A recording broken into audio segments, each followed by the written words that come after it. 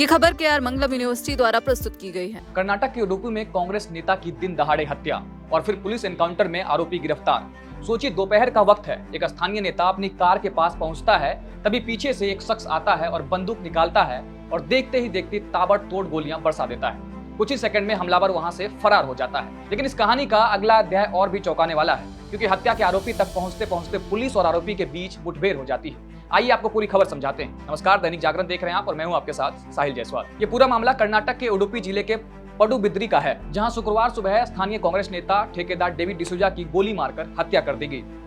David D'Souza मुदारंगड़ी ग्राम पंचायत के पूर्व अध्यक्ष भी रह चुके थे। जानकारी के मुताबिक शुक्रवार दोपहर डेविड डिसूजा अपनी कार के पास थे। इसी दौरान दो हमलावर एक वाहन के जरिए वहां पहुंचे। बताया जा रहा है कि हमलावर उनके पास आया और बेहद करीब से उन पर गोलियां चला दी। गोली लगने के बाद डेविड गंभीर रूप से घायल होकर गिर पड़े। आसपास मौजूद लोगों ने तुरंत उन्हें अस्पताल पहुंचाने की कोशिश की, लेकिन हत्या इतनी गंभीर थी कि अस्पताल पहुंचने से पहले रास्ते में उनकी मौत हो गई। अब इस पूरी वारदात का एक सीसीटीवी फुटेज भी सामने आया है, जिसने हत्या की पूरी तस्वीर को काफी हद तक साफ कर दिया है। सीसीटीवी में दिखाई देता है कि डेविड सड़क किनारे खड़ी अपनी कार में बैठने की कोशिश कर रहे थे, तभी पीछे से एक व्यक्ति उनके पास पहुंचता है। कुछ ही सेकंड बाद वह बंदूक निकालता है और डेविड पर फायरिंग शुरू कर देता है। फायरिंग के बाद हमलावर वहां से भागता है। इसी दौरान उसका साथी बाइक लेकर मौके पर पहुंचता है और दोनों वहां से फरार हो जाते हैं। दिन दहाड़े हुई इस हत्या के बाद इलाके में हड़कंप मच गया है। पुलिस ने तुरंत मामले की जांच शुरू कर दी और हमलावरों की तलाश तेज कर दी गई है। लेकिन अब सवाल था कि आखिर डेविड डिसूजा की हत्या क्यों हुई। फिलहाल हत्या के पीछे की असली वजह सामने नहीं आई है।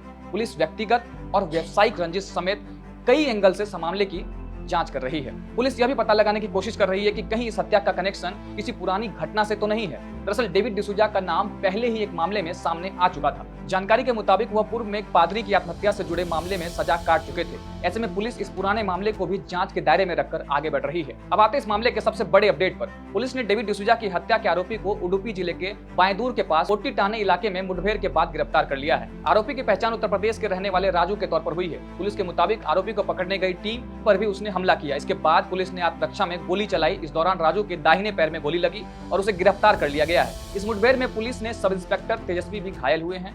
उन्हें इलाज के लिए निजी अस्पताल में भर्ती कराया गया है। वहीं आरोपी राजू को भी इलाज के लिए मणिपाल अस्पताल में भर्ती कराया गया है। अब पुलिस इस पूरे मामले की कड़ियां जोड़ने में जुटी है। सबसे बड़ा सवाल यही है कि आखिर डेविड डिसूजा की हत्या की सुपारी किसने दी। क्या इसके पीछे व्यक्तिगत दुश्मनी थी, व्यावसायिक विवाद था या फिर किसी पुराने मामले का बदला। फिलहाल इन सवालों के जवाब जांच पूरी होने के बाद ही सामने आएंगे। पुलिस आरोपी से पूछताछ कर रही है और ये पता लगाने की कोशिश कर रही है कि इस हत्या की साजिश में उसके साथ और कौन कौन शामिल है। कर्नाटक के उडुपी में हुई इस सनसनीखेज हत्या ने एक बार फिर दिन दहाड़े होने वाली आपराधिक वारदातों को लेकर गंभीर सवाल खड़े कर दिए हैं। अब देखना होगा कि पुलिस इस हत्या के पीछे छिपी साजिश की खुलासा कर पाती है या नहीं। बाकी इस खबर पर अपनी राय में कमेंट बॉक्स में जरूर दें। देश और दुनिया के तमाम बड़ी अपडेट्स के लिए देखते रहें दैनिक जागरण। नमस्कार।